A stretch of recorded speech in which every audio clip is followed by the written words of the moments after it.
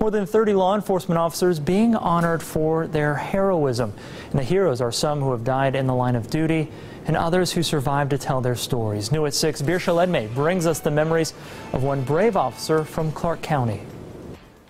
Officer Jeremy Blum walked into work 4 years ago not knowing how much one day would forever impact his life. Today, the officer was humble in receiving this honor, and he challenged his fellow officers to be the best they can be. I have lots of scars.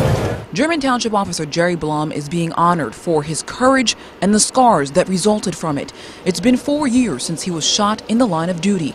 On New Year's Day in 2011, Deputy Susan Hopper was responding to a shots fired call at Eden Beach.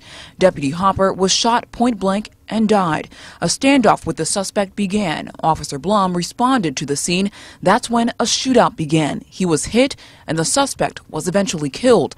Officer Blum returned to duty but recently stepped back from the force for personal reasons. It never gets easier, but it is a pleasure and an honor to share my story with the officers, because I think it's important that they know what goes on, that it does happen.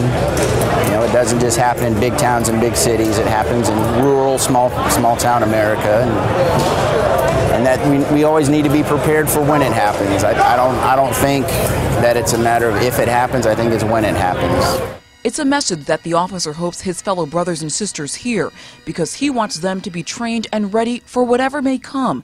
He says of all people, he knows what it's like to be thrown into a dangerous situation, and he wants the public to know. It's not an easy job. It's a very difficult, very demanding, very stressful, strenuating job. I think the public needs to understand that. And he hopes people respect that, and every officer who puts their life on the line.